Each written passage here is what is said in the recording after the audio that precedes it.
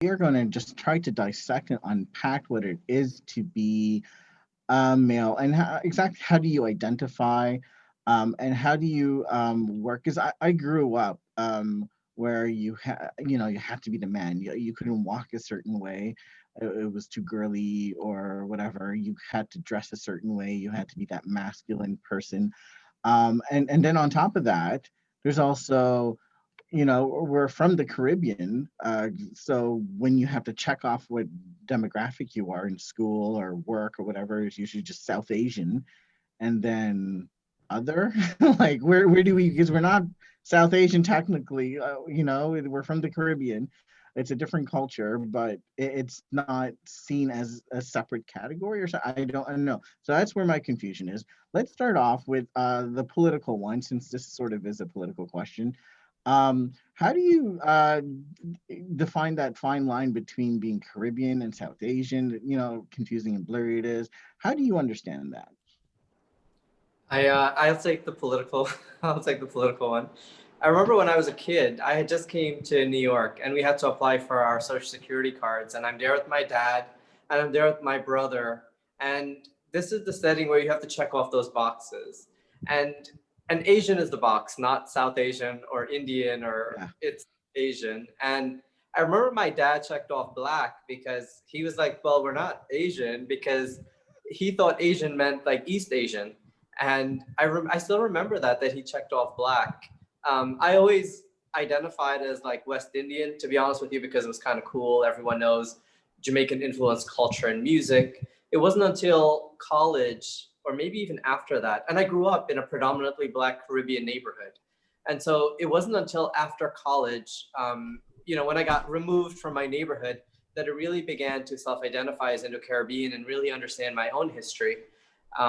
And being in that space, what it's meant, there are a lot of stereotypes about Indo-Caribbean men or coolie men, about drinking rum and domestic violence and things like that. I actually never hear the term coolie in a positive sense. I almost always hear it as almost kind of derogatory. And, I don't take everything's a joke to me usually, but I do have a second mind about how I'm listening on what I'm hearing. And so there are these stereotypes about me and about the people that look like me, and they're a lot of times self-imposed. And so that's an interesting thing to navigate as well. I'm going to throw to the DJ. What are your thoughts on this, Kevin? In terms of how do you understand? Because the music you play, I guess, really informs how you see your identity. So tell me a little bit about that. I think it's just being true to myself since I started, was not changing the path I wanted to do, which is take Caribbean music to a worldwide level. Of course, it has its challenges where, soca or dancehall or reggae isn't accepted in different parts of the world. Even some places where I've been, like smaller cities that I've played in, they might not know soca or reggae or anything like that.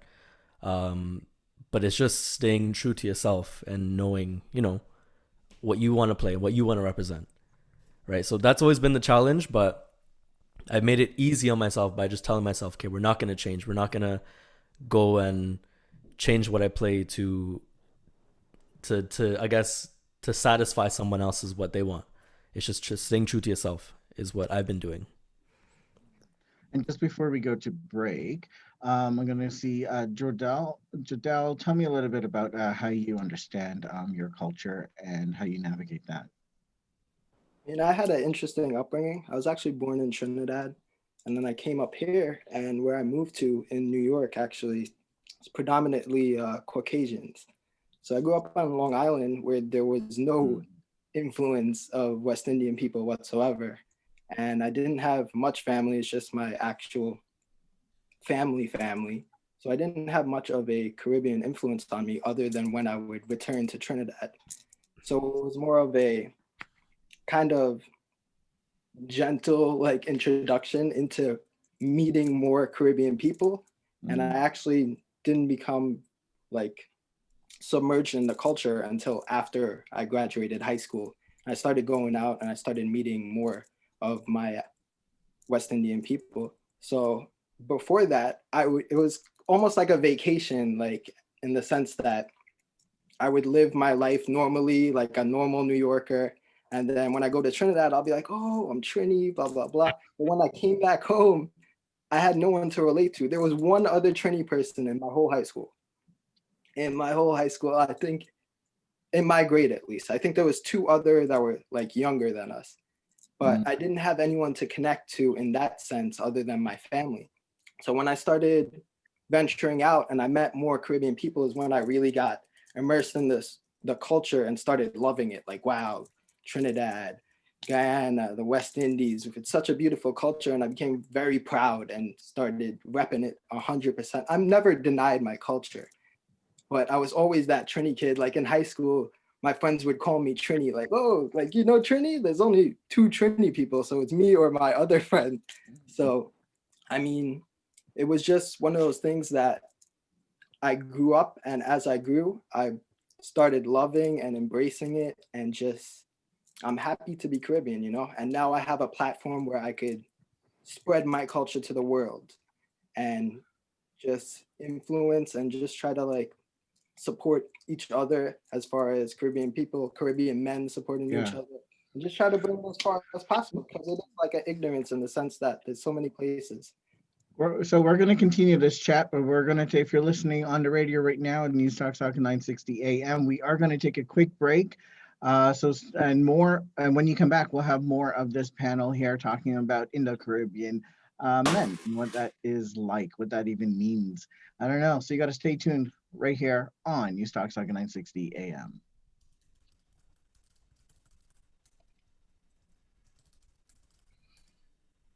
So I believe that on our end we can continue the Yes, conversation, right, Ryan? they can't hear. You can hear me. We're Yeah, good. we can hear you. Okay, yeah. Yeah, okay. Okay. Just working off the technical stuff. Yeah, so yeah, let's continue that. I wanted to ask Chris actually. Because I want Sorry. Sorry, I had to like run outside because like Wi-Fi was going. I was like, no. So I'm like standing outside like a crazy guy. no, this is good. We're getting a great tour here if you're watching this live right now. No bathroom visit today, right? Well, not with that hot sauce. Or yes, with that hot sauce. Where this is Zen. This is Zen restaurant. Look at that. That's amazing. Shetty hot Thank sauce. you. Thank you. Are we allowed to promote this? I don't know, Ashley, if I'm breaking rules. No, yeah, go ahead. Of course. Of course, of course. Yeah, promote Um, your restaurant, do your thing. That's what we're here so Thank for. this you. is a behind the scenes look if you're looking right now at the Zen restaurant, and look at that. How has COVID actually affect? You know, we'll talk about that later. I really wanted to finish off with this section on how do you identify really as Caribbean, South Asian? What are your thoughts on that? You know what? It's crazy because like I grew up in a really rough neighborhood in Scarborough called Mm. Jonestown, which is actually named after the Jim Jones massacre. So being a West Indian, living Mm. in the hood, it was already like, oh, I kind of got to be under the radar a bit, you know. And then when my parents separated when I was 3, my dad moved north to the city where West Indians did not exist. And like in public school, I was always looking. I'm like, we're so big on family, we're so big on culture, food, socializing, but I just didn't know where our footprint was. And until I met who then became my best friend in grade 4, another Guyanese fellow, that he really helped get me through those phases or those years for that matter, because it was like, whenever we had a family party, we all get together. We didn't have platforms where we can post something online and be like, hey, check out my curry. God forbid, I couldn't bring curry to school because I would be called something else. So Chris, hold on Yeah, 1 second. We're coming right yeah, back live, and then I yeah, yeah. want you. And we are back here at the Peel Matters show here on News Talk Saga 960 AM. That's right. Saga, Mrs. Saga, if you're listening to this, has a radio station. Finally, it is AM, but it's a radio station. It's 960 AM right here. And you're listening live to this amazing panel that we have here of Indo-Caribbean men across North America, from New York to Scarborough or Ajax to Toronto to here, right here in Mississauga. And this is all being put together by the Brown Girl Diary, Ashley Abdul, who is I think one of the best people I know. Well, that's just me. I'm lying, of course. She's paying me to say that. Here we are. Just as you're coming back, we are talking to Chris Chetty, who is owner of a Zen restaurant, among many, many other things, including rocking a bald look. Like if and I could see that, and now you could see that because we are live on Facebook at what is it? Facebook. Here we go. It is THEBD Diary. So go on Facebook right now. You'll see us Facebook Live. The panels there, they look amazing. I totally underdressed for this, but that's fine. Whatever. It doesn't matter. I'm the radio person, not the visual person. Chris, just before when we were coming back, I rudely interrupted you because I wanted to do this nonsensical garbage talk. Let's go back to what you were saying in terms of Jonestown, and you grew up there. And Jonestown, if you're listening, the viewers who are not familiar with this, Jonestown is it was a cult that happened with a mass suicide in Guyana, and it was many folks who died there. I'm not like you go ahead. You tell us about it. What you were saying. Go ahead, Chris. Yeah, so like I grew up in a really rough neighborhood in Scarborough, which again was classified as Jonestown. And so obviously I was already walking on eggshells. And as I was alluding to the team, in public school, I just didn't really know where our footprint was. Going back to what Richard was saying, yeah, we classified ourselves as West Indian because that's all we knew, and we didn't see an identity. And down to the simple things like we couldn't eat.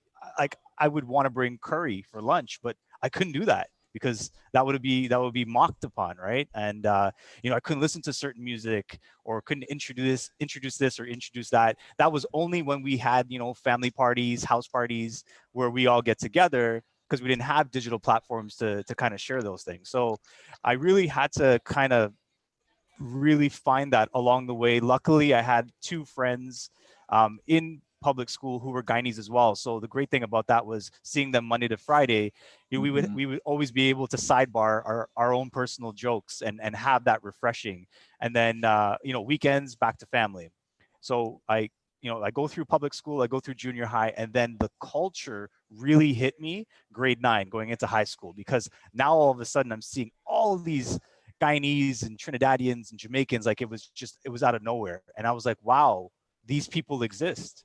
And it was very encouraging. It was very amazing. And then I actually used to spend all my summers in Long Island. Funny enough that Jodel said he's from Long Island. I stayed in Uniondale every summer, and that crew really kept me grounded as well, with our Indo-Caribbean culture. So I got a bit of it here, a bit of it there, and I took that and I moved it into my several different work experiences, from creating events for the Indo-Caribbean market. When I in my DJ and promoting days, as Kevin could allude to, from law enforcement, now having our own restaurant where we can showcase not only our hot sauce, but our culture, and we're super proud, and we just want to continue to build on it. Thank you for sharing that. I'm actually going to just quickly chime in. I want to ask you all a question. And the reason being is and the reason that I really wanted to have a few people from New York on this panel was because right before the pandemic, like literally a week before the pandemic really blew up, I was in New York. And I was having conversations with a few Indo-Caribbean women that run different platforms over there. And they were just kind of sharing with me what Indo-Caribbeanism actually looks like in New York in comparison to what it looks like in Toronto and what it looks like in Canada in general. And what they were saying is that the States, and I'm sure we all can see this, is very like black and white. So a lot of times people don't even know like what Indo-Caribbean is, or even Caribbean in general. So I just want to know, like, in terms of like Jodel and Richard, how have you guys navigated those on your platforms? And then maybe Kevin and Chris, you guys can kind of like bounce off of that in terms of like how you have navigated it on your like DJing platforms, being in a very like Afro-Caribbean central kind of like community, I would say, in terms of like DJing and bringing yourself up in those professions. Did you want to take it away, maybe Richard or Jodel? I just want to say big shout out to Richard because he's doing a lot in our community.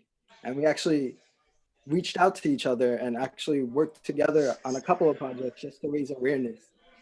So, I mean, on his part, he's more of the political side and raising awareness, and I just have like I reach as far When as you the have 70,000 followers, I'll be honest with you, I'm trying to reach people, okay? I got good information, and so I thank you and your site for getting the word out there. That's what's, it's this collaboration. now, I feel like we have a responsibility, especially when you have a platform, to do as much good as possible. And with our goal, as far as my brand WTMC, um, trying to push the Caribbean Collective and just our issues forward, me linking up with Richard was really good because what he's doing is what I'm trying to do, but he's doing it on a political higher level. As far as me, I'm doing it more on a local, like joking around level. Like I make little jabs at things, but I always, whenever there's an issue or whenever there's something that needs to be said, I always make sure to post about it and try to get that conversation going. So, I mean, our relationship is really good in that sense that we work together, try to do the right thing and push our community forward, especially in New York. I know you guys do that in Canada as well. And if we could all connect and do the same thing like internationally, just trying to connect that West Indian Caribbean diaspora, I mean, I think we'll be in a better place. Definitely. And these platforms have allowed us to connect in a way that we haven't really been able to, whether you're in Florida, in this large, big community in New York or Toronto, or frankly, back home in Trinidad or in Guyana, if you're from Guyana. For me, and your website, WTMC, has really allowed that message to get out there. And that's what social responsibility means. And I'm really glad that you incorporate that. We don't need big media. We need local media, and we need people who know our people getting messages out there. In terms of how identity, the way I heard that question is, how does identity help or hinder you in the environment that you're placed in? And in politics, I live and I am an elected official in a predominantly Black neighborhood. We have West Indian, Afro-Caribbean folks, we have African-American folks, and then we have Latinos. We're actually not the majority, although we think we are, just because you come to this neighborhood and it's popping, right? I said, just because we talk the loudest, we think we're the majority. It's because of the parades, we got the Diwali motorcade, we got the Pagwa parade, we got the Mahatma Gandhi Peace March. But to be honest with you, Indo-Caribbean folks don't have the proudest tradition and the largest record of civic engagement and voting in the United States and in New York. And so although we are the second largest immigrant group in Queens, Queens is 2.2 million people. Guyana has 750,000 people. Guyanese people are the second largest immigrant group in all of Queens. It's actually unfortunate, though, when you think that the highest position we've been able to attain politically is a district leader. We deserve more, and I think that, I'm pushing for us to get there. We are a large group of people here, so I want to see more political engagement, and I'm happy to collaborate with anyone that has social responsibility, like Brown Girl Diaries as well. Mm-hmm. That totally makes sense. Kevin or Chris, did you want to jump in there? Yeah, so I guess what we're talking about is how do we use our platforms to push the culture forward? That's kind of what we're trying to cover. Yeah, and I think like sorry to cut you off there, but I think specifically like in the Indo-Caribbean community, because I think like even what we see in the like I guess you could say the FET community and all that big community in Toronto, like in the city, there are a few Indo-Caribbean DJs, there are a few Indo-Caribbean. There's a good amount, but at the same time, it's like, how do you navigate that Indo-Caribbeanness within that community, if that makes sense? How does that identity look for you, and how does it feel, and how have you navigated through that? Because sometimes you don't even know what that means, right? Yeah, I think there's like two stages to that. Like in Toronto, like on the ground here, because we've had guys like Chris Chetty and Dr. J and a lot of guys who are Indo-Caribbean kind of make that pathway for us to have our culture out there. Like we have a soca show on commercial radio, my radio show on FM radio. We're able to do that. Now, as an Indo-Caribbean in the international market, Somebody told me this the minute I started flying out was, if you're gonna play soca and dancehall and reggae, you're gonna face a lot of racism from people who are not brown. They're gonna look at you and say like, well, you should be playing chutney and Indian music. Like, what do you know about soca? What do you know about dancehall? So there's been a lot of that on the international scale, but here in Toronto, I feel it's more open, where we don't really care about the color of your skin as long as you can just do it right. You know, like I've been able to play hip hop, I've been able to play Afro, I've been able to play Indian and chutney and soca, everything. But that's only because we've had veterans pave that way years before me. So I think right now is just continuing to do what they're doing, but now take it to an international level where seeing a brown person playing, black music isn't strange or it isn't weird. So I think that's how I would take a look at this whole thing. Interesting that you label it as black music. Chris, any thoughts on that? Yes. Thank you for the shout out there, Kevin, on that. Like, I have a lot of thoughts around this, and I think in today's era we have platforms, digital platforms, but I also believe that our platform is how we engage with individuals every single day, and that starts right from back in the days when we were kids. Like, people looked at me and they thought I was from another descent, but then when they got to know me, that changed relationships. And I've always taken that as one of my pillars growing up in whatever industry that I was in.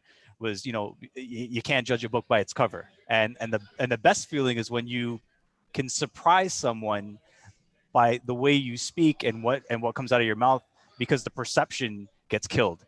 And now that everything is amplified on a digital social media, yes, we have voices, and yes, we can push the message out there, but at the end of the day, we're humans, and human interaction is always gonna resonate with me. And I just continue to just be me, and allow people to, like, I read a lot. I always want to learn from people, understand how their minds work, and that's really helped me a lot as far as conveying my passion for our culture, and trying to introduce something new to someone every day. That's the simple plan that I live by, and it's worked. I wanted to just bring this back a little to the culture, and I heard a lot of you describe it as Indo-Caribbean. I heard Asian was different. I heard Black was a box that was checked. I heard Caribbean in itself, and I also heard like somebody here, I forgot who it was, mentioned that the word coolie rubs them the wrong way. But there's an entire song on that, like, coolie boy, and it's. I'm just curious. Do anybody here on the panel actually use that to self-identify, to say that? You joke around with that? How does that play with you? I think it was Richard. You said that it rubbed you wrong, and it was always in a negative sense, right? It's more used. It doesn't rub me the wrong way, but it's almost always used in a negative sense. Like if somebody's running late, or if they've gotten too drunk, or they're behaving silly. Those are the context. Coolie people stay sa. It always comes up in that context. Anybody want to add to how they feel with the word coolie and how that works for you, or if it doesn't work for you? I think growing up, it was okay, because I didn't know. Like, I didn't know what it meant until somebody actually told me. Like, it's kind of like the N-word in a sense. So it's a derogatory term. So since I learned about that, I just stopped using the word. And I mean, nobody has said it to me like that often, because I don't try to like bring that up in a conversation. I don't even play like that song you were talking about. Like, I don't really play it unless somebody is like really hammering me down to play it, because I feel like it's just one of those things. Like, if the word has a derogatory meaning towards your culture, why use it? Sorry, Jodel. Like, I get the name. Like, I mean, he uses it in a different sense where it's more of like a joking matter. It's hilarious, but using it in a straight up conversation, yeah, it's different. Like, you shouldn't be using that word in that sense. Interesting, because I find this word has a very, if people very like for or against, it's very dividing. This word and how folks in Jodel, did you want to make say something to that? I feel like as far as the our specific Indo-Caribbean diaspora, especially in like New York, I can't speak for Toronto and stuff like that because Mhm. of the same thing, not having a box to check off. Growing up, the box, what seemed like the correct term that most accurately described us as far as identifying is Kuli, not in a derogatory way, but I mean, growing up and hearing it kind of as, I hate to say a term of endearment, but that's kind of how it was to identify ourselves, to self-identify. But in the same sense, I've definitely heard a lot of backlash for using the word as well, but we're also guilty of doing the same thing and using it amongst ourselves. So if we use it Mhm. amongst ourselves, who are we to say, hey, that's a bad word? Meanwhile, you're calling your fellow brother, your fellow sister, that word to identify, you know? Mhm. So I mean, there's pros and cons to using it. And ironically, if I could go back in time, I probably wouldn't have named it just to avoid everything. But at this point, it's so branded in, Yeah. and for as much You know, of I you know why I feel like it hits so well with people because so many people identify by using that word, and I think that's why that name works so well. exactly, and at this point, like it's just something that we've come to know and accept.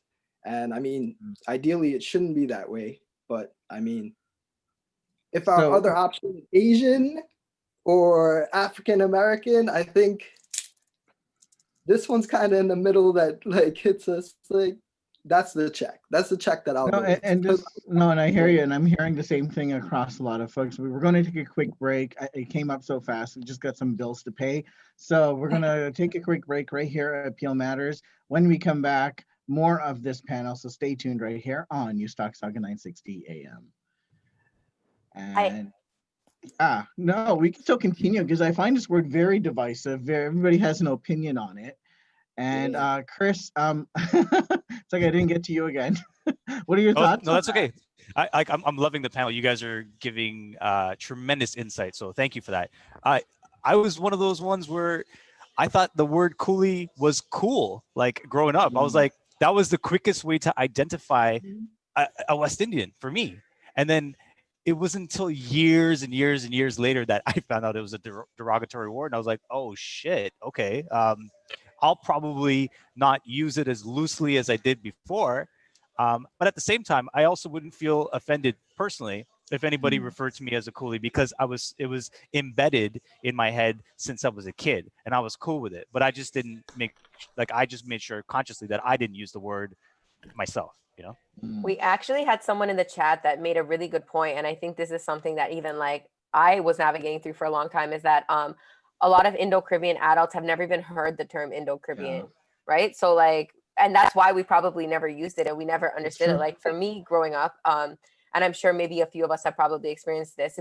And I think Jodel had mentioned it. Like you're kind of in the middle of like Asian and Afro-Caribbean. It's like where do you put yourself, right? And a lot of what we're trying to do is kind of like remove that where do we fit and just kind of like identify as Indo-Caribbean. Or even when we look at the word Kuli, right? Like how do we choose to use it? A lot of people will, and it's obviously incomparable, but sometimes people do use it as a comparison in terms of the N word, right? How do you, like, some people can use it, like there are certain people who can use it and they're allowed to use it, and there's certain people who can't. So it's like, where do we draw that line now, as it's been something that's been so embedded, like you said, Chris, like especially in like Scarborough, it's just like, oh yeah, that the coolie guy or the coolie girl, it's something that happens so casually that we don't even notice. So I think a lot of like, what is your thoughts on the term like Indo-Caribbean, and like as men, and how have you seen that term being used, and when did you even understand that term, and do you still? Like for me, it was only a few years ago that I started to really look into the term.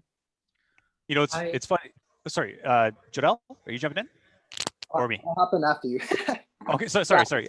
So it's funny because about maybe 7, 8 years ago, that's when I started to get familiar with the term Indo-Caribbean, and it was one of my industry buddies, Breakdown, that started referring to that as like a type of party, and I was like, okay, cool. So like as it's evolved, I was like, I took that as well. And when I started kind of producing some of my own events, I was kind of tailoring it and positioning it that way because I felt like it was a political hybrid term for coolie. You know what I mean? Like it was a safer, it almost gave us like an identity. And I was like, I like it. And it's palatable and we can showcase this, So I like it. And I like the evolvement of it. And I think there's so much more churn that we can really take this. I would just add that, Just before you add um, something, Richard, we're coming right back. I'm going to throw to you right now, okay? 1 second. And we are back here at Peel Matters. I'm your host, Brian Gercharn, and I'm here co-hosting today with Ashley Abdul. Ashley, how are you feeling? Sorry, I had myself on mute there. I'm feeling good. I'm really excited to be hosting this panel right now. We're just such a great panel. Right now we and Ashley is the founder of Brown Girls Diary. So you could also see us on Facebook Live on the BD Diary. Right now you can see the panel. We got Kevin, Jodelle, Chris, and Richard. Richard, I'm going to throw to you. We're talking about the word coolie. Somebody in the comments on the panel mentioned that it originated from India. Baggage boys who carried luggage were called coolie bhai. The British would say, hey, coolie bhai, come get my luggage. The British carried that to the West Indies as a subservient word. Richard, what are your thoughts on the word? I think I don't use the word, but the word can also be really empowering. I think I teach a class. I'm a professor of Indo-Caribbean history at UR College here in New York City. And one of the books I use for that class is called Coolie Woman in a very academic setting. So it doesn't have to be, Jodelle mentioned he uses it jokingly on his site. It can be a very empowering word. And I think that we have the liberty to use it as we choose, but we also have the same, responsibility to know what it means and be deliberate when we're using it. And so if I were in a context where I'm using it, I'm very deliberate. I know exactly the word choices I'm making. And I think that that's a distinction. I think that, someone in the chat also mentioned that older adults don't use this word. This is a young people, almost academic, right, thing. This isn't like a mainstream word, but not just that. In the Caribbean, nobody's using Indo-Caribbean. If you're in Guyana, they'll say East Indian, right? It's a very colonial term. That's the box you check off if you were in Guyana. So even here, we have limitations. But before I ran for office on all of this, I was the head of an organization called the Indo-Caribbean Alliance. And through that organization, we did a large amount of like awareness about the word Indo-Caribbean, especially among young people. And we never told them they have to use Indo-Caribbean or coolie, but we taught them the difference and they made the choice so they can also be intentional and deliberate. I think that that's the messaging that I would say when you're using that word. Now, I'm gonna tell you this. I don't care if one of my people call me coolie. But if the moment a non-coolie person calls me that, a different reaction is aroused in me and I don't like it, usually. I'll just say that. I actually wanted to, just before we get into that, Jadal, I'm going to give you a chance. I wanted to actually add a little twist to this. So the historical context is that the British used it on Indian folks. So we do have that, and a lot of the brown folks in the Caribbean were indentured laborers who came as air quotes to the Caribbean.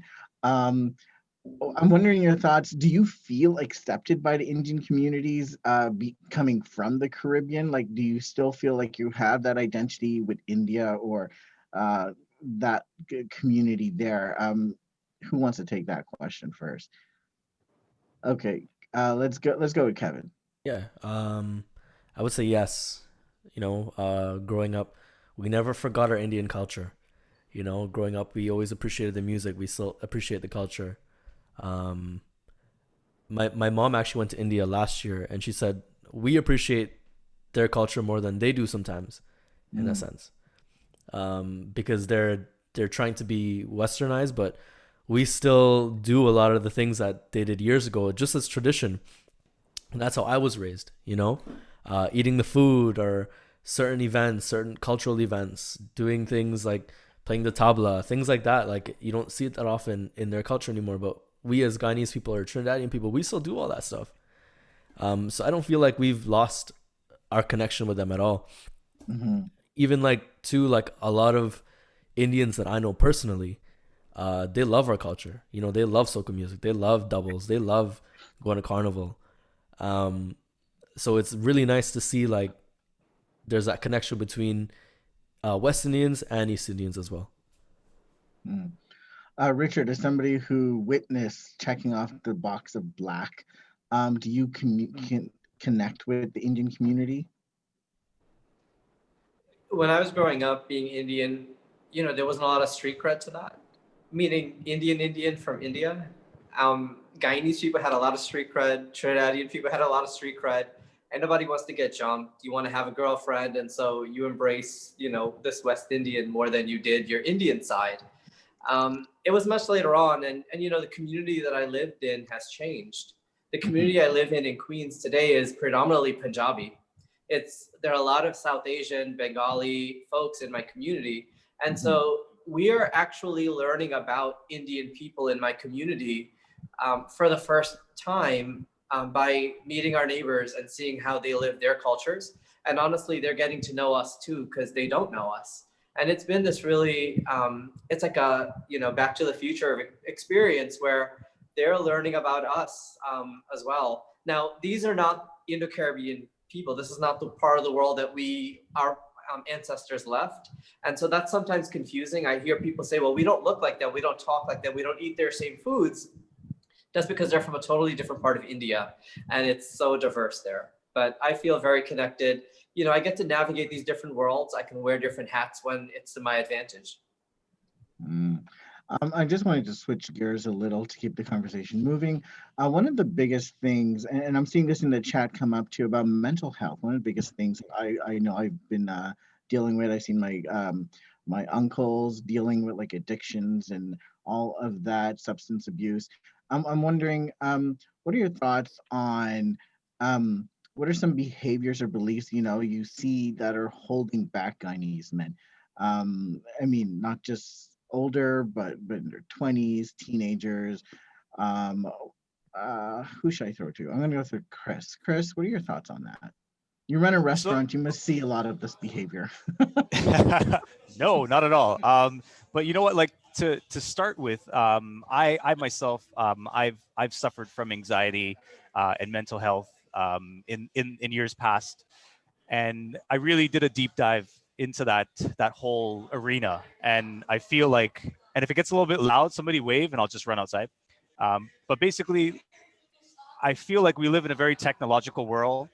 We're always on our phones. We're always, putting a lot of expectation on ourselves, and we tend to forget that our mind.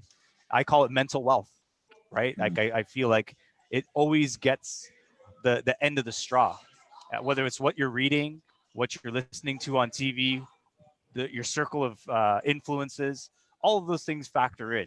And how you navigate that is entirely up to yourself. And at the end of the day, it starts with what you put into your mind. Your brain is an engine, right? It's whatever goes in comes out. And that's kind of how I try to stay conscious of that. Exercise, trying your best to eat healthy. Like obviously those are easier things said than done, but it's a lot of moving parts that act holistically. And I think that speaks to anxiety and mental health, because 20 years ago, nobody talked about mental health.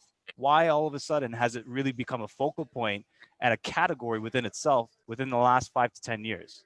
And I think a lot of it just has to do with the day-to-day stuff that we consciously do, that we don't make a conscious reminder that we should find ways to regulate. mm. I mean, in the culture, music, we glorify addictions like rum till I die, drinking rum. Like rum is a huge theme, and I mean, it comes. I mean, sure, there's a historical context to it and the reason why that is. But how do we navigate that when there's so much, a trend in the Guyanese community and the Trinidadian community, Indo-Caribbean community, or the Coolie community, whatever word you want to use, um, to like towards addictions, towards abuse, substance abuse. Jadelle, as somebody who does this with pop culture, and you see this and you use it, I guess, for humor as well. What are your thoughts on How do we navigate this? How do we really bring awareness to this? This is an issue we need to deal with. Got one better. I actually used to be an office manager of a substance abuse and mental health facility. So I'm asking the right person. I know a little about mental health and substance abuse. Um, so it's crazy how in our community, especially, this is rampant and it's not addressed. And I believe it's just the way that the previous generation and in turn our generation is growing up, not addressing issues and kind of brushing stuff under the couch and not facing these problems head on. And that's what continues that vicious cycle, you know? So it goes from seeing your parents, your uncles dealing with substance abuse problems and no one addressing it. And then you in turn might find yourself going down a similar path and treat it the same way. But I think a big step is actually addressing it, how we're addressing it now, and having community leaders such as everyone on this panel putting their 2 cents, saying, hey, it's okay to have problems and to seek help. Because I mean, everyone from every walk of life has issues with depression, with anxiety, with substance abuse, with mental health. As far as the workplace, depression is actually the second biggest handicap other than blindness. And that's saying a lot. I feel like you see that a lot more these days because we have these platforms. We have social media, we have Facebook, we have support groups where people can connect with each other and say, hey, I'm going through this. Is there anyone else out there that's going through this as well? And you build that community and start that conversation. And just having that talk, having that conversation leads to a sense of you're not going through this alone, you know? And worldwide, it's happening. As you said, like how depression and anxiety, it feels like everyone has it these days. It's not that it was never around. It's that it's now coming in a spotlight. And I believe in our community, we have the responsibility to keep putting the spotlight on that because it is a big problem. Substance abuse is a really big problem. I know I can speak for myself, and I know I could definitely speak to people in the chat, whoever is viewing, that in our family, 99% sure you have someone that deals with substance abuse issues because it is ingrained in our culture. There's songs about it. And the thing is, all the information about substance abuse has been spread as like a joke, as a song, oh, rum till I die. Like, Right. that is not a good thing. And that's the light that's being shut up on it through chutney music, through soca and stuff like that. And there's nothing wrong with drinking. But it's all about drinking responsibility, and everything is in moderation, you know? And when you let something like that take a hold of your life, that's when it becomes an issue. We are going to continue this discussion, but the Peel Matters is coming to an end. This is the end of the show here. You can listen to it on podcast tomorrow, or you could join us on Facebook Live and ask your questions right now on the BD Diary on Facebook. BG Diary.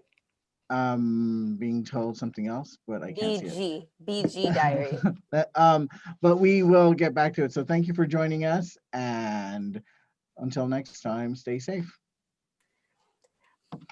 One thing that Jodelle spoke about that I think is really interesting is like this idea of like intergenerational, like passing it on, and we're seeing it in our uncles, we're seeing it in our grandfathers, we're seeing it in all these people.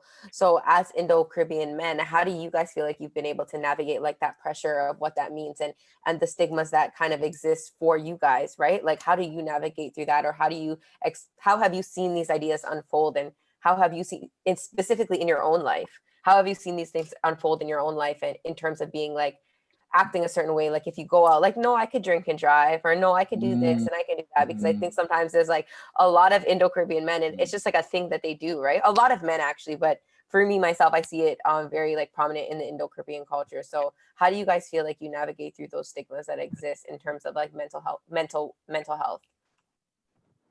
Anybody want to take it away? Kevin, let's hear from you. Oh, okay, I'll start. I was just seeing if anyone wants to start. I think actually I did an interview a couple of weeks ago when we talked about mental health as a Caribbean person, and I think I said it straight, was like growing up mental health wasn't a thing. Is non-existent. You know, Mhm.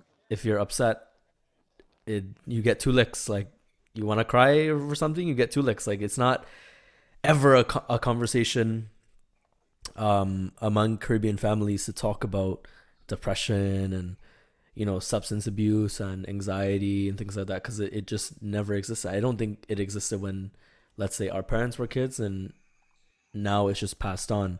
But I think as us, as a generation now, we have to break that and educate ourselves. And I think more Caribbean people should educate themselves and just understand, like anxiety, depression, whether you deal with it or whether you not deal with it. Just take the time to educate, and that'll help, I think, end that generational cycle of not understanding it and not acknowledging it, because more people than you know might be suffering from depression or anxiety. Why you have that uncle drinking every weekend, a bottle of Black Label has to be bought on Friday night.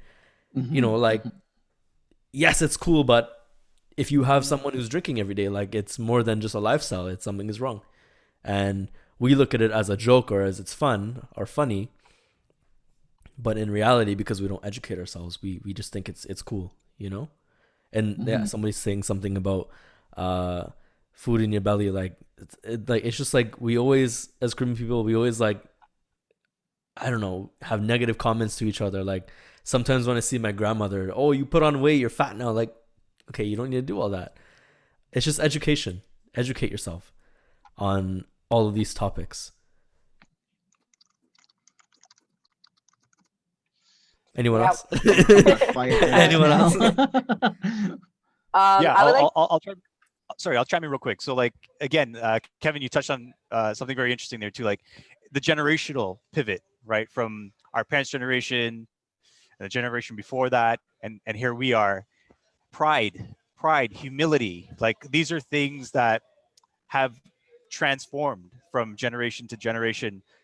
Having Mhm. the ability to open up about a challenge, whether it's substance abuse or anxiety or depression or whatever, like because I remember growing up as a kid, and if your stomach's hurting them, if your stomach's hurting you, they'd be like, "Well, I'm to you. Like, you all right? You're gonna live. You're not gonna die." Like it was very to the point, and that that kind of like bottled things growing up. But then as you get older and you're comfortable with explaining it and identifying it, I think that's a huge step for our generation, and I think that's something that we should continue to promote and push to the next generation as well. I think that's a very key contributor. I would just Richard? say to that, look, I totally agree. And the only points that I'd add is the stigma of seeking help continues to be there. We have a lot of people in the Indo-Caribbean community that are social workers, psychologists, and really qualified people who we might feel a greater cultural affinity to, and we might be more willing to get professional assistance. Increasingly, my worry though, this I think it becomes a class issue. Um, a lot of Indo-Caribbean people, especially if you're a recent immigrant, you don't have access to counseling services. You can't afford a lot of these, things that aren't covered by different health insurance plans, for example. And, I know a lot of Indo-Caribbean families who come here and they get divorced, and it leads to increasing trauma, and it leads to a lot of other things in the lives of people and their children. Very often I've seen that those families have been poorer working class families, and so they want to get help, they can't afford it. And of course there's also the stigma. But Mhm. I think that there's a book that I read. It's from Sukre Budram. I think it's called Unbreakable, and she recently passed away from cancer. But she's an Indo-Caribbean woman that's dealt with this kind of breaking the barrier and seeking help when you need it. As a woman who is getting beaten by her husband within a family setting, who do you turn to? And there are series of addictions that she talks about, and I think it's a tremendous book. But it touches on the income groups in our community. Mhm. No, and it's not just happening in the states, like you said, throughout the diaspora of the Caribbean folks, Indo-Caribbean across. Like, I mean, Guyana has one of the highest suicide rates in the world, And I see in the comments a lot of folks are mentioning the trauma, that we're not creating an environment where we could deal with that. I want to throw to Jodelle, somebody who has done worked with mental health and addictions. How do we create a positive environment where we could deal with the trauma, where we could promote, a positive masculinity and dealing with that? I mean, as to what Richard said, that is like toxic masculinity, the just not wanting to sound soft, you know? Our Mm-hmm. fathers, the generation before us, were always like, man up, Mm-hmm. brush it off. And I think what much of this is about, not just in the Indo-Caribbean community, but in our community in general, is getting rid of generational like curses and the stuff that holds us back. And that being able to ask for help. And I believe it starts in the home. Like what Richard said, as far as, and I believe you said too, as far as like the domestic abuse in the household. How many of us grew up seeing that and just looking away, not doing anything, you know? And these are the hard conversations to have. Like, you know that it's wrong, you know that it shouldn't be happening. But what are you going to do as an individual for your family and for the future that you're going to stop that, you know? You're going to put an end to that. You're going to make sure for the next generation coming that that doesn't happen. And that starts with talking about it in your household, with your family. And a lot of times, especially now, I see like I'm transitioning into older part of my life and having a different relationship with your parents and stuff.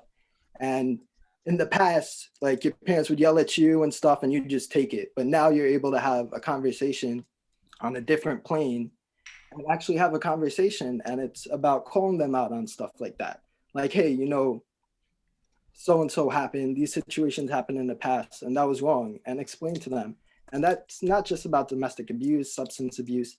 That's about everyday stuff that you see in the media, politics, racism, everything. It's identifying what's wrong with their thinking, as far as, because I mean, it's not just our culture, there's a lot of ignorance in the world.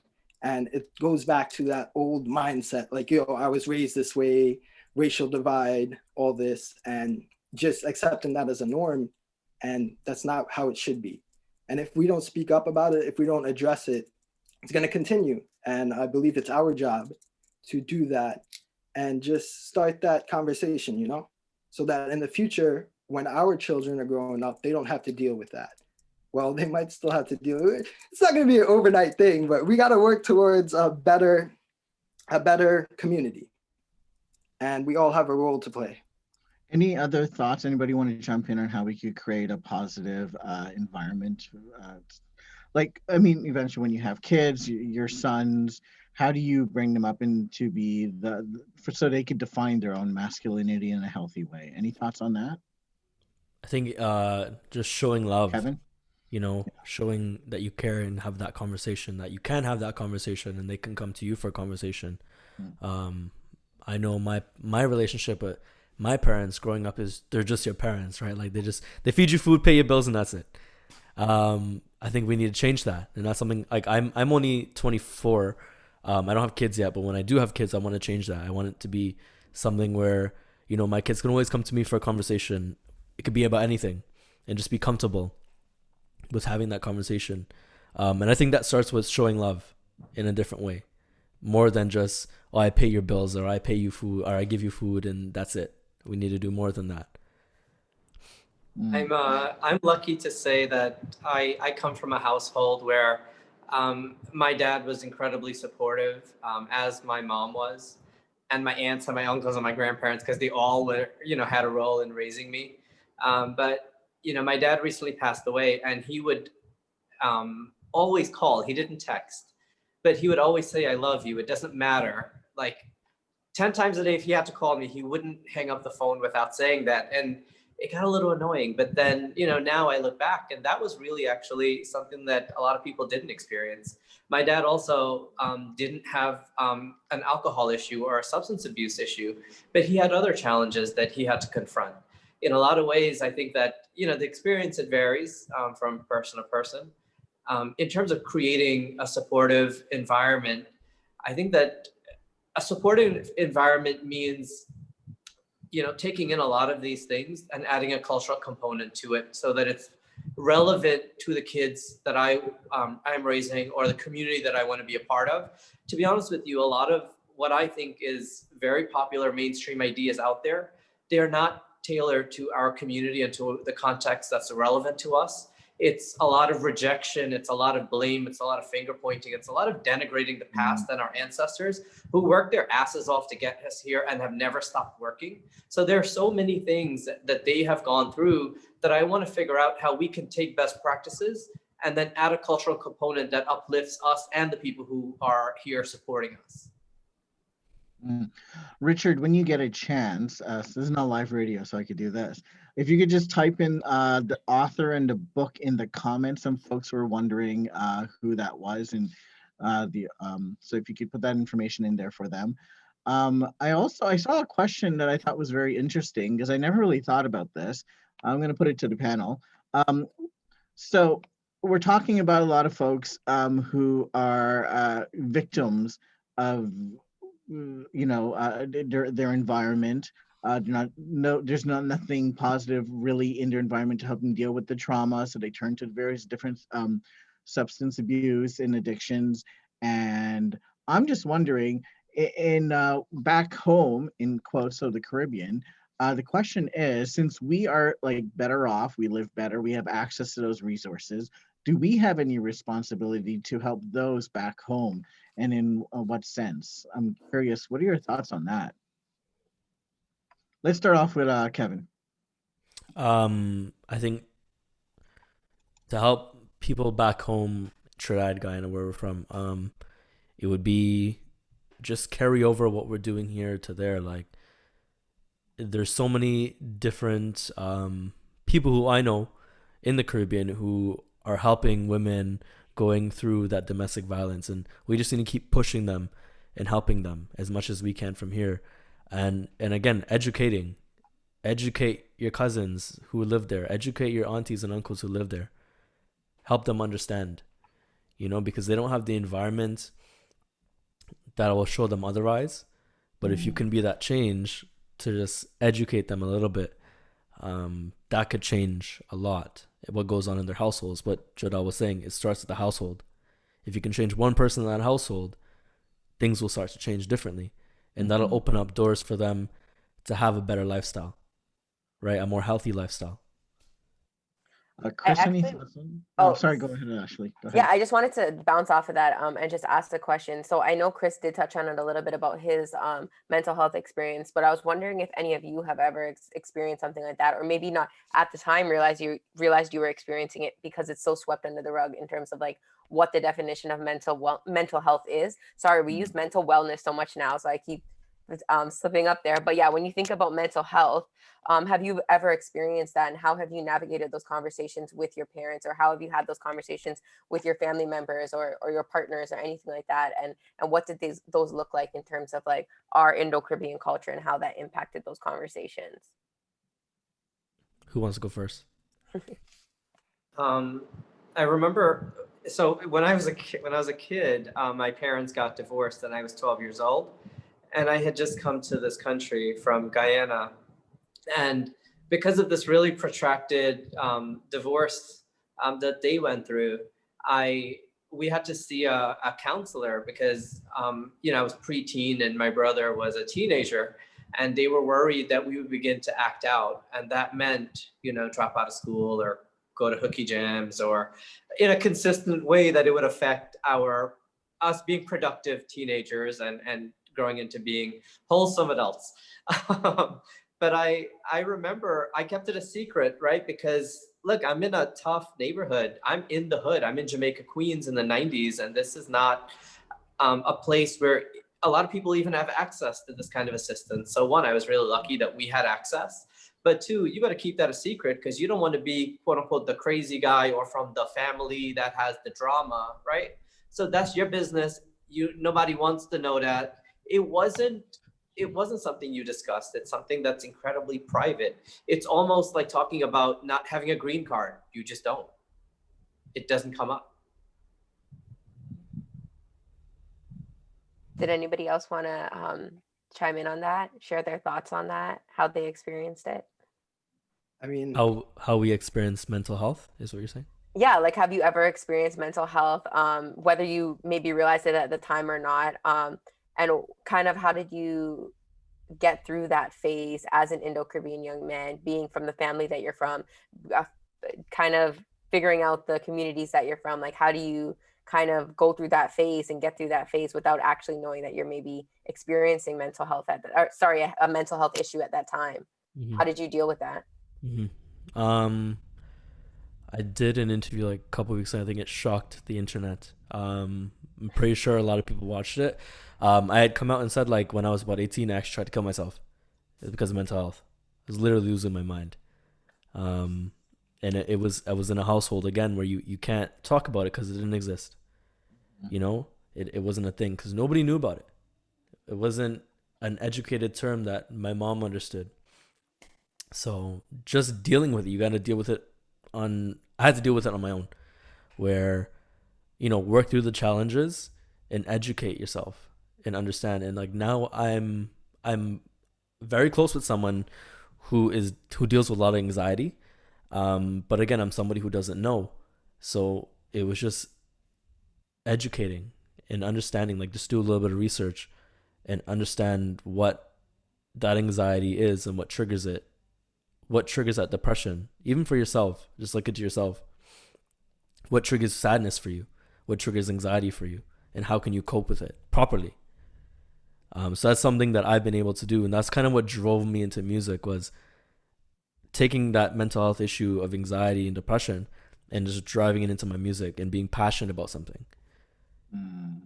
And I just want to first thank you guys all for, before we get further into the conversation, just thank you for being vulnerable and using this space to share those things. Because one thing that I was on my mind, of course, when I'm putting this panel together is that sometimes it's really hard to get men to speak, right? Sometimes it's really hard to get men to have these conversations. Again, specifically Indo-Caribbean men. Like I know from my father, he does not speak about anything. Like never ever. When I was going through my own mental health issues, at the time it was very frustrating for me because I knew he didn't understand and I didn't know why. But as I got older, I was a lot more sensitive to his experiences and what he went through and what he went through with his parents and that intergenerational trauma that he experienced, right? So just kind of having like you said, like having those conversations and educating our parents and educating our grandparents about what this looks like, I think it's definitely key because it's very, very common to just let it get swept under the rug. Yeah, I go want to ahead, add Ryan. to that. I like that. I'm going to put it to the panel. And this was one of the questions somebody put in the comments as well. What can Indo-Caribbean women or what can partners of Indo-Caribbean men do to support the men such as yourself? So any ideas you have, like Ashley mentioned that she was more sensitive and a bit more understanding of what her dad was going through. Putting it to you, let's start off with let's go with Chris, Richard, Jodelle, then Kevin in that order. What can women or partners do to support Indo-Caribbean men? I think it's trying to mirror the person. Just to like, when I was a witness of a friend of mine many years ago of an anxiety attack, you always heard about it, but I didn't know what that was composed of, and I saw it, and I didn't know how to comfort her because we were sitting side by side at work. And then fast forward 10 years later, I had my own anxiety attack, and I'm like, oh, that's what it feels like. So it's sitting on both sides of the chair, right? In terms of being the recipient or being the observer. And for partners, just communication is one thing, and it's a very important thing. But I think it's also trying to put yourself in that person's position to be like, what are you feeling? What do you not feel confident about? Like, are there like trying to dissect it, but without going too deep into it? I think is definitely going to help. And then also just trying to mirror them. If they're breathing hard, focus on the breathing. Breathing has a lot to do with it, just as an example. But I think the listening, paraphrasing is definitely helpful as well. And ultimately mirroring, just trying to mirror your partner and put yourself in their position. Mm. Any thoughts on that, Richard? I think Chris nailed it. So much of this comes back to good, healthy communication. I would say I know a lot of Indo-Caribbean women who have said and have made a conscious decision that they're not dating Indo-Caribbean, or they'll say Guyanese guys or Trinidadian guys, because there's an expectation, or there is a stereotype out there, that Indo-Caribbean men, don't go out to the places that non-Indo-Caribbean, fancy places, or I don't know what it is, as outgoing. What? They might be as, I've never heard of this. West Indian men don't cheat. I just want to put that up there. no, it's, well, I'm not talking about like going out to a party. Some people want to go to a Broadway show. Some people want to, go to a real nice restaurant every weekend, not like, for my birthday alone. And so there are definitely a lot of women I know who are either single or are dating somebody outside of our culture because they were unable to find what they were looking for in it. And I think there are a lot of stereotypes wrapped into that are totally valid, because those are their experiences. But hey, those are their experiences. Yeah, no, fair enough, fair enough. But I would say, in that communication, I think what happens sometimes is, we throw around a lot of labels, and we're angry, and we all do that. And I would challenge my partner to, break that down. Don't just call me, you're just like your father. What do you mean? Or you're just like, that stuff gets under my skin. Or you're just like your brother, or you're this person that cheated, or like something that's like that. Not that I cheated, or, or anything like that, but in that communication, it's how we unpack what we're feeling that, I think can really create a supportive environment. And I just wanted to say, Kevin, I appreciated that you really opened up there, and you talked about something that, a lot of people, aren't able to talk about today, even in a supportive environment. Very true. So, speaking of supportive environment, Jodelle, any thoughts on how Indo-Caribbean men's partners, whether it be Indo-Caribbean women or other, can support them in terms of mental health or life goals? I think what's important, especially in a relationship, and just we talk about this a lot in healthcare, sympathy versus empathy. So sympathy is feeling sorry, like, oh, you're depressed, like I feel sorry for you. Like sympathy drives disconnection and empathy drives connection. So empathy is relating in a sense like, hey, I've been in your position and feel what they feel as. And then sympathy is just like, yeah, I see you're sad, like it sucks, bro. Like, So a big thing is understanding what they're going through and relating so that you could, connect. And another big thing, especially with dealing with relationships, with mental health being a obstacle, because I mean, mental health, everyone has a state of mental health, whether it be good, bad, whether they're dealing with depression, anxiety, whatever it may be. And just understanding your partner as far as one person's depression or anxiety is different than another person. So understanding their triggers, what sets them off, what helps them feel better, what helps them cope with it. And once you understand that, you have you're more fit to help them in a situation where they're having an anxiety attack, where they're dealing with depression. And it's all about playing that supportive role when it comes to mental health. I just wanted to just add to that. That was a great angle there as well, Jodelle. I think the one big word for me too is giving your partner empowerment. When you empower them to want to help you, there's just a different belief and a different distinction of how you're going to communicate to your partner, because now you believe that you can truly help them. And I think that not only applies to if somebody's going through a mental health issue, but just in general. When like it's like a superpower. If you feel you have a superpower to help someone, it's just going to make you dig even further and try even harder, and put forth the extra effort to get that person to where they need to be, both whether it's mentally, spiritually, physically, wherever it may be. So I just wanted to kind of end that with that.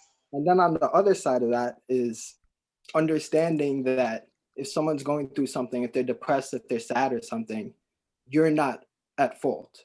So that's a big thing too. A lot of people who have partners that deal with depression and anxiety, they feel guilty, like, oh, it's my fault. If I was better at this, like I'm contributing to that. Don't get me wrong, you could be contributing to the stress and stuff, but you have to understand that it's not your fault. It's something that people actually deal with, and being able to differentiate and just realizing, hey, if you are contributing to that, how can I help? You know, and if you're not, and the person just has issues with mental health, you have to just be aware and understand. Don't feel guilty about it.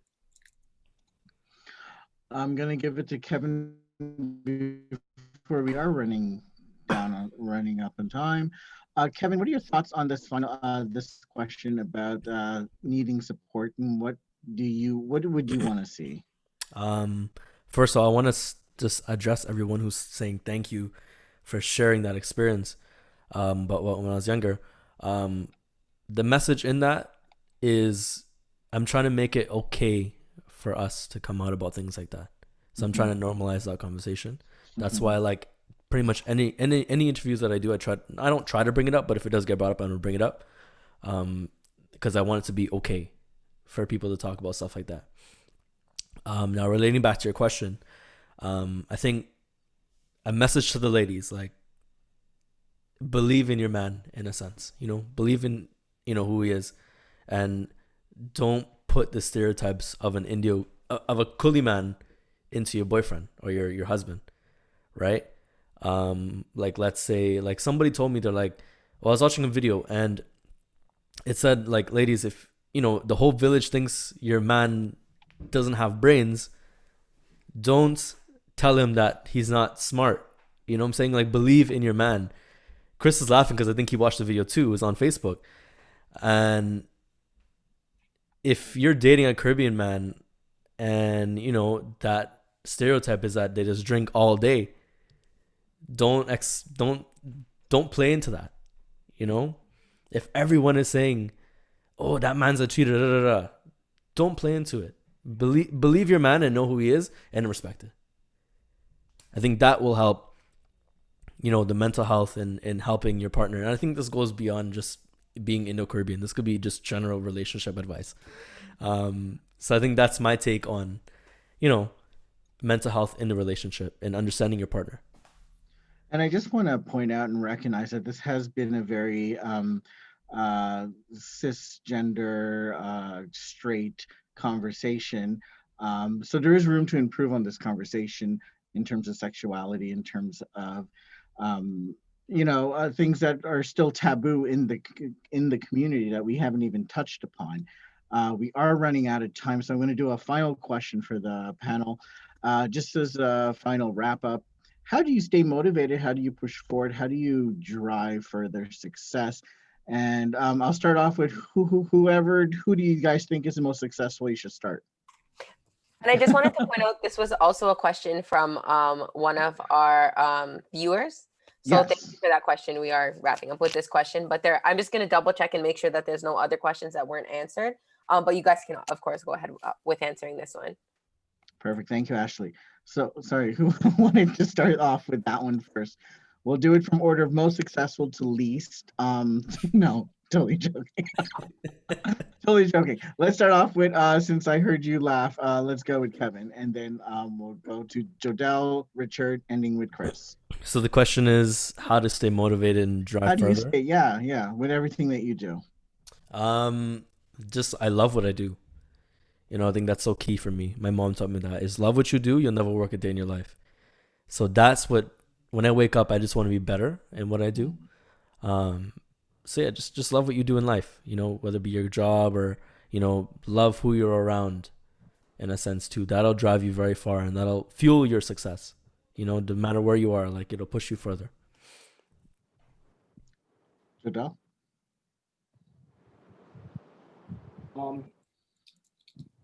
As far as what drives success, what I do is you gotta have goals. I have a to-do list. Well, I actually have two separate to-do lists. One with my long-term goals and one with my short-term goals. So this also helps with, like, depression and anxiety. a lot of times anxiety is because you know you have so much to do. But if you have a to-do list and just checking one thing off a day, checking a couple things off a day, it actually helps. Just writing out your problems, writing out what you have to do, and it gets clear space up here, you know? A lot of times when you have too much going on up there, it echoes out into your life, causing anxiety. And set goals, have a vision board, get a vision board. That Facts. way you have, if you don't know where you're going, you're gonna go there, nowhere. So you gotta know where you're going, where you wanna go, so that you could make it there. Richard? I I try to exercise as much as I can. You know, you get the endorphins going, and you begin to. It changes my whole mood.